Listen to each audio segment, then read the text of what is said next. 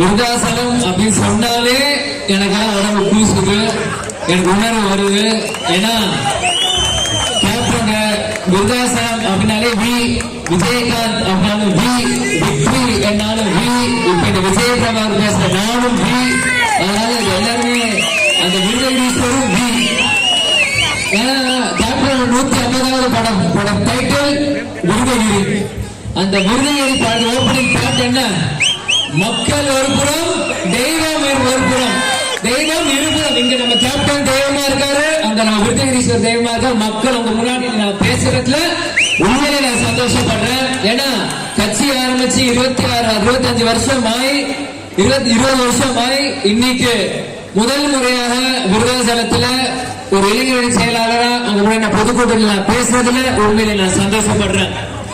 2006 captain சவால்ல எடுத்து இந்த தொகுதியை சூஸ் பண்ணி வென்று எடுத்து இன்னைக்கு 2026 அதே சவால பெண் சிங்கமா நம்ம அந்நியார் இன்னைக்கு தேர்வு செஞ்சு நீ மக்களாக நீங்கள் இன்னைக்கு கோட்டைக்கு அனுப்பிச்சிருக்கீங்கன்னா அது சாதாரண விஷயம் இல்ல. ஏன்னா எத்தனையோ சவால்கள் தாண்டி இன்னைக்கு நம்ம பொதுச் செயலாளர் திருமதி பிரேமலதா விஜயகாந்த் கோட்டையில பேசும்போது இன்னைக்கு எல்லாருமே பெருமை கொள்றாங்க. இவ்வளவு நாள் இந்த மாதிரி ஒரு ஆளுமையை இழந்துமே இன்னைக்கு தமிழ்நாடு மக்களே இன்னைக்கு தவிக்கிறாங்க. இன்னைக்கு இவங்களை தேர்வு செஞ்சு உட்கார வைக்கிறதுக்கு 20 வருஷம் ஆச்சு தமிழ்நாடு மக்களுக்கு. ஆனா எந்த ஒரு அடிப்படை தேர்வே இல்லாம ஒரு ஆட்சியை நீங்க மக்கள் கொடுத்திருக்கீங்க. அதனால விளைவு மக்கள் நீங்கள் அதை நீங்க அனுபவிச்சுட்டு இருக்கீங்க. ஏன்னா இன்னைக்கு அண்ணா காலத்துல இருந்து இப்ப இருக்கிற காலத்துல வரைக்கும் மக்கள் நீங்க எல்லாருமே ஒரு நல்ல ஒரு சுமையை கொடுத்து மக்கள் பிரச்சனையை பேசிதான் இன்னைக்கு ஆதரவு நீங்க ஒரு இடத்துல உட்கார வைப்பீங்க. ஆனா எந்த சுமையுமே கொடுக்காம வெறும் அதிர்ஷ்டத்தினால் மட்டுமே நீங்க ஒரு கட்சி நீங்க ஆட்சியில உட்கார்ந்து இருக்கு. அது மக்களாக நீங்கள் எதுக்காக அதை கொடுத்தோன்றீங்க பின்னாடி ஃபீல் பண்ணிட்டு இருக்கீங்க. அது எந்த பிரச்சனையும் இல்லை. ஏன்னா மாற்றத்துக்காக கொடுத்தீங்க, கடைசியில் அது ஏமாற்றமா தான் உங்க எல்லாருக்குமே வந்துருக்கு. அதுல எந்த மாற்று கருத்துமே இல்லை. இன்னைக்கு பாத்தீங்கன்னா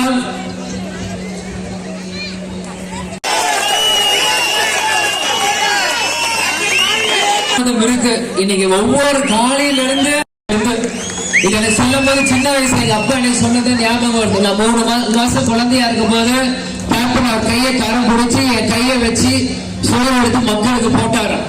அது என்னன்னு பின்னாடி கேப்டன் கிட்ட சொல்லும் போது நான் ஒரு நாள் உன் கூட இல்லைனாலும் நான் உனக்கு சொல்லி கொடுத்த தானம் தர்மம் நான் இல்லாட்டி ஒரு மூலம் மக்களுக்கு தொடரணும் அப்படின்னு எங்க அப்பா எனக்கு சொல்லி கொடுத்திருந்தாரு. அதை இன்னைக்கு நம்ம திருமதி பிரேமலதா எங்க அம்மா எங்க கேப்டனோட உதவி கொண்டு வந்துட்டு இருக்காங்க. அதை உங்க முன்னாடி நான் கொண்டு வந்து சேர்த்துட்டு இருக்கிறதுல எனக்கு உண்மையிலேயே ஒரு சந்தோஷமான ஒரு விஷயம், பெருமையான விஷயமா இருக்கு. இன்னைக்கு நீங்க பாத்தீங்கன்னா இன்னைக்கு எத்தனையோ பேனர்கள் நம்மளுக்கு எத்தனையோ கட்சிகள் இதே இடத்துல கூட்டத்தை போட்டிருக்காங்க, எத்தனையோ கட்சிகள் இருக்கு. ஆனா தேமுதிக ஸ்பெஷாலிட்டி என்னன்னு நான் சொல்றேன். எத்தனையோ கட்சிகள் இந்த கட்சி தலைவர் கட்சி ஆரம்பிச்சு அந்த கட்சி தலைவர் மறைவுக்கு பின்னாடி அந்த கட்சி தலைவர் புகைப்படம் குறைஞ்சிட்டே வரும்.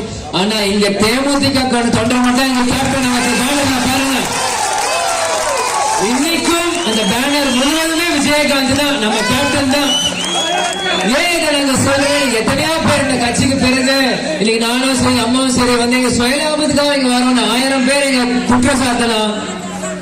ஆனா இன்னைக்கு நாங்க எல்லாம் இன்னைக்கு அரசியல் மேடை ஏறிக்கிறோம். எங்களுக்காக ஏறல, எங்க தலைவருக்காக நாங்க அரசியலுக்குள்ள வந்திருக்கோம். எங்களுக்காக நாங்க அரசியலுக்கு வரல.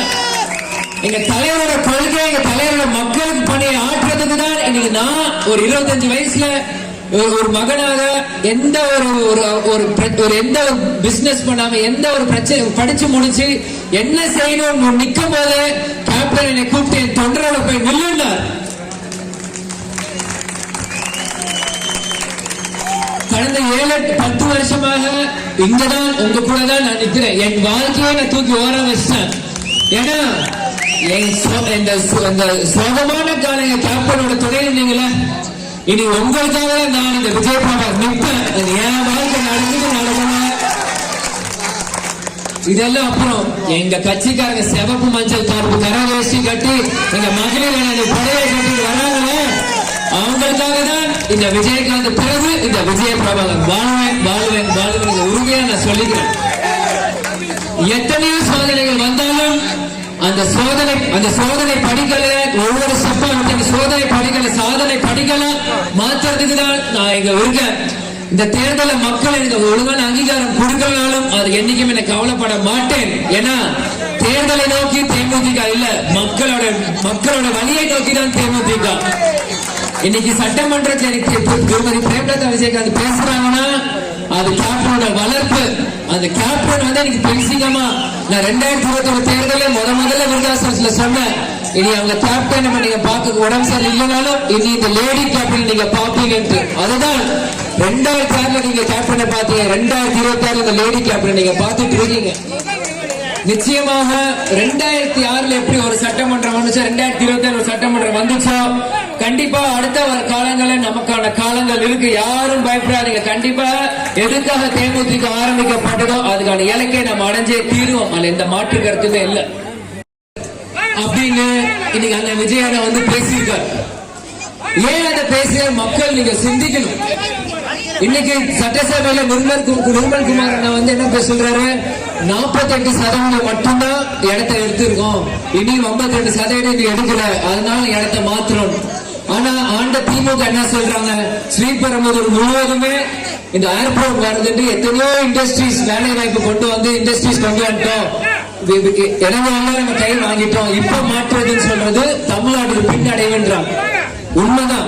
ஏன்னா இன்னைக்கு நிர்மல் குமார் அண்ணா வந்து 48% தான் 48% தான் போயிருக்குன்னா நான் கேக்குறேன், அப்ப இதுக்கப்புறம் நீங்க வேற எங்கேயாவது ஒரு இடம் நீங்க தேர்வு செஞ்சீங்கன்னா அது விவசாய நிலமா இருக்காதா? அதனால கரிசல் காடா இருக்குமா?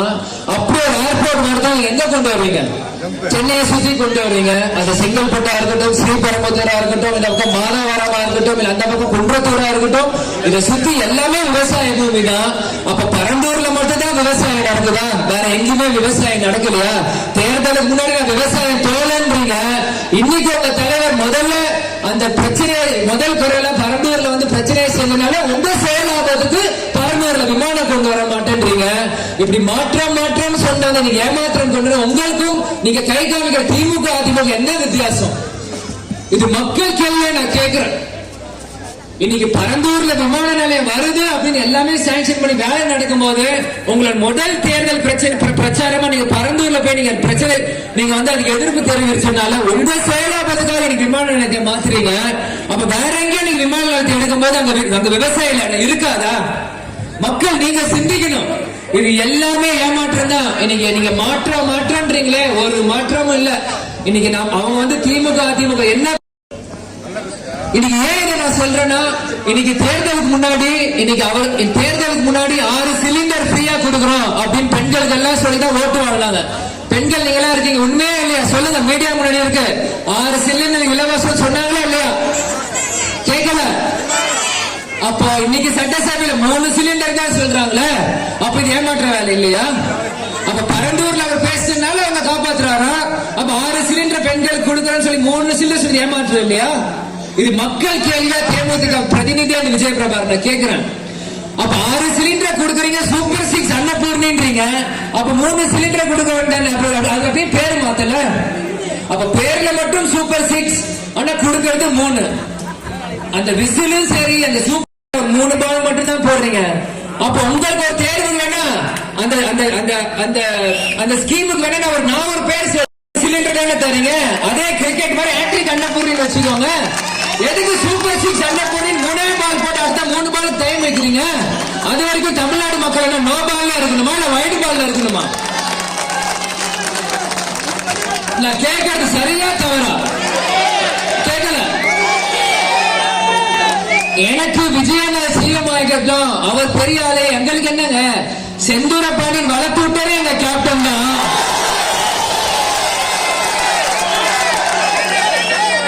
வைரத்தை இழந்தோம், தங்கத்தை இழக்க மாட்டோம். அன்னைக்கும் விஜயகாந்த் பகை போன்ற வச்சுதான் நீங்க ஜெயிச்சிருக்கீங்க. அந்த மாற்று கருத்தே இல்ல.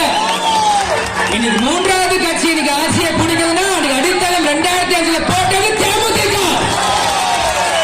அதை யாரும் மாற்றி அமைக்க முடியாது. கேப்டன் சொல்வார், ஒரு காடுனா யானை நடந்தா பாதையை உருவாக்கும். அந்த யானை யாருன்னா இந்த கஜா வராண்டான் யாரு? நம்ம கேப்டன் தான். அன்னைக்கு கஜா நடந்ததுனாலதான் இன்னைக்கு இங்க சாதா பூஜை விஷயமா உட்காந்து இருக்கு. அது உண்மையா இல்லையா? மக்கள் நீங்க சொல்லுங்க. இன்னைக்கு எந்த விடமே இல்லாம 2 வருஷம் முன்னாடி ட்விட்டர்ல கட்சி ஆரம்பிச்சு ஒரு வருஷம் முன்னாடி வெறும் 50 மணி நேரம் தான் மக்கள் முன்னாடி பேசி சிஎம் உட்கார வைக்கிறீங்கன்னா, கட்சி ஆரம்பிச்சு 15,000 கிலோமீட்டர் ஆரம்பிச்ச கேப்டன் எங்க, நீங்க எங்க? இத வந்து மீடியாக்களோ தாவேக தொண்டர்களோ நான் ஏதோ பொறாமையில பேச நினைக்காதீங்க. கேப்டன் பட்ட எங்க அப்பா பட்ட அந்த கஷ்டம் ஒரு மகனுக்கு தெரியும். இந்த கேப்டன் மக்களுக்கு எவ்வளவு உழைச்சாங்க உண்மையான தமிழ்நாட்டு மக்களுக்கு புரியும். என்னடா நீங்க விர்ச்சுவல் வாரியர்ஸ் எது பேசினாலும் நீங்க திட்டுவீங்கன்னு பயந்து ஓடுற எதிர்கட்சி இல்லடா, துணிஞ்சு கேட்கிற கேப்டன் தேமுதிக கட்சி. எதுக்கும் பயப்பட மாட்டோம். ஆமா, நீங்க உங்க இருக்கிற மாதிரி எங்க கிட்ட ஸ்மார்ட் போன் இல்ல. எங்க தொண்டர்கள் தம்பி செல்ஃபி எடுக்கும் போதெல்லாம் என்கிட்ட வரும்போது அந்த செல்போனை நான் பாக்குறேன், ஸ்கிரீன் உடஞ்சிருக்கும், ஒழுங்கா ஃப்ரண்ட் கேமரா இருக்காது. ஏன்னா தேமுதிக சேர்ந்தவங்கள கூலி வேலை செய்யற விவசாயிங்க. எங்க கிட்ட சாம்சங் போனா ஐபோனா இருக்காது. ஏதோ நான் கடன் உடனுக்கு வாங்கி ஒரு போனை வாங்கி ஞாபகார்த்தமா எங்க அண்ணியார் எங்க தம்பி கிட்ட போட்டோ எடுக்க வந்துடும். அந்த ஆசை பாசல நாங்க கொடுப்போம். நீங்க தான் வீட்டுல உட்காந்து ஹலோ டயானா ஹாய் ஹவாரின்ற மாதிரி தட்டு தட்டு தட்டு தட்டு தட்டு தட்டு தட்டு தட்டு தட்டு தட்டிட்டே இருப்பீங்க. ஆனா தேமுதிக காரர்கள் இறங்கி வேலை செய்வாங்க. அது எத்தனை சோதனைக்காரங்களும் சரி, அது சாதனைக்காரங்கள மாத்தும். எல்லாரும் தைரியமா இருக்கீங்களா? இங்க ஒரு பெருசுங்க சட்டசபையில பேச இருக்காங்க. வெளியில நான் வேலை பக்கம் தயாரா இருக்கேன். தேமுதிக தொண்டர்கள் நீங்க ரெடியா? யார் வந்தாலும் என்ன ஜென்சிங் பாங்க, ஜென்சா பீட்டான் பாடுங்க, ஆல்பான் பாடுங்க, அதெல்லாம் நம்மளுக்கு வேணாம். நமக்கு தெரிஞ்சதெல்லாம் கேப்டன். நம்ம எல்லாம் என்ன ஜாதி? கேப்டன் ஜாதி. ஒவ்வொரு வருஷத்துக்கு ஒவ்வொன்று இருக்கும். நீ எத்தனை வருஷம் ஆனாலும் சரி, இது கேப்டனோட ஜாதி, இது கேப்டனோட வளர்ப்பு. எங்களுக்கு பயம்லாம் எதுவும் இல்ல. கொஞ்சம் முன்ன பின்ன அப்படி இருக்கும். எங்களுக்கு என்ன அதிர்ஷ்டம், இஷ்ட தேவதை வந்து எங்க கிட்ட உட்காரல. அந்த இஷ்ட தேவதை அதிர்ஷ்டம் வந்து உட்காந்துச்சா நம்ம எல்லாரும் பட்டைய கிளம்பிடுவோம். நாங்க அந்த இஷ்ட தேவதை ரூட் மாதிரி கண்டத்துல போய் உட்காந்துருக்கனால அவங்க பெரிய ஆள். அந்த இஷ்ட தேவதை இங்க வந்து இங்க உட்காந்துருச்சுன்னு வச்சுக்கோங்க, இந்த தெய்வத்தோட எத்தனையோ தெய்வங்கள் நம்ம கூட வந்தாங்கன்னா நம்ம தான் நெக்ஸ்ட். அதை யாராலையும் மாற்ற முடியாது. அதனால இன்னைக்கு கேப்டன் பிறந்த நாள். வரவேற்பு கொடுத்த அனைத்து கட்சி நிர்வாகிகளுக்கும் தொண்டருக்கும் நான் வாழ்த்துக்களை நன்றிகளை தெரிவித்துக் கொள்கிறேன்.